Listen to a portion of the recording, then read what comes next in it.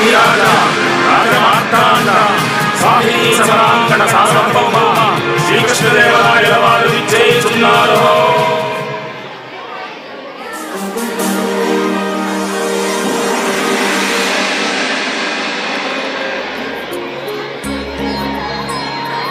అష్టదిగ్గజ కవులకు, సాహితీ ప్రియులకు, పుర ప్రజలకు స్వాగతం.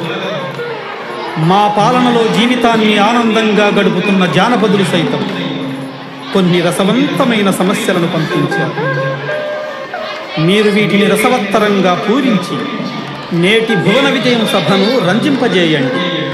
ఇక ఆంధ్ర భాష మా తల్లిని స్తుతిస్తూ సమస్యలను, దత్తపదులను పూరించి ఆశు కవిత వినోదం సాగిద్దాం. చిత్తం రాజేంద్ర, కవిచంద్ర, మీతో నేటి భువన విజయ సభను ప్రారంభించాలని నా అభిలాష. మీ ఆలోచన నిజమే పెద్దనామాధ్య. కానీ ప్రభువుల ఏలుబడిలో ఎన్నో భాషలు ఉండగా తెలుగు భాషపై ఇంత మక్కువ చూపడానికి గల కారణం ఏమిటో? అదేమిటి సూరణ కవి, మందార మకరందాలు జాలు వారే తెలుగును ఇష్టపడని వారుందురే. తెలుగదేల నందువా, తెలుగదేల ఎన్న దేశంబు తెలుగు, ఏను తెలుగు వల్ల గుండ తెలుగు కండ, ఎల్ల నృపులు గొలువ మెరుగలే బాసాడి, దేశ భాషలందు తెలుగు లెస్స.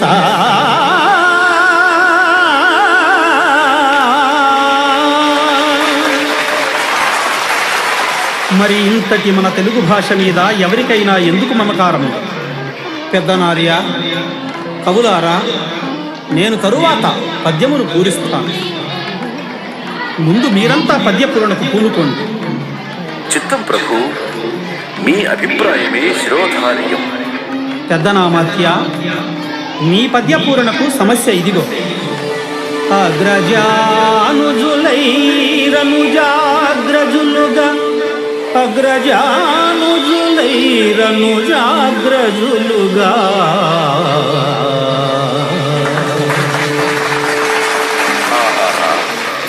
ఏమి సమస్య?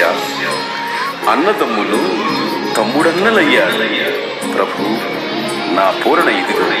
పుష్యమి భరతాఖ్యుడు పుట్టినాడు, మునసి లక్ష్మణుడు ఆశ్లేష పుట్టినాడు. భరత లక్ష్మణ క్రమమిది అరసి చూడ, అగ్రజానుజులైరి అనుజాగ్రజులుగా, అగ్రజానుజులైరి అనుజాగ్రజులుగా. పుష్యమి భరతాఖ్యుడు పుట్టినాడు. కానీ లోక వ్యవహారం రామ లక్ష్మణ భరత శత్రుఘ్నులు అని ఉంటుంది.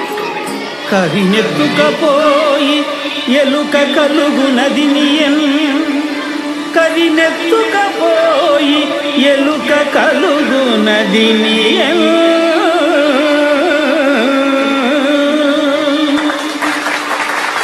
దీనిని అర్థవంతంగా పూజించండి భట్టుమూర్తి గారు. కరినెత్తుకపోయి ఎలుక కలుగునదినియన్. పల్లె జీవనులకు సుపరిచితమైన చక్కని సమస్య ఇచ్చారు మహారాజా.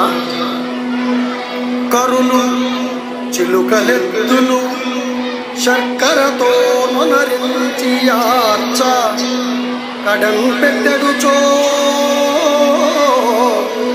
కరిమరచె వర్తకుండు.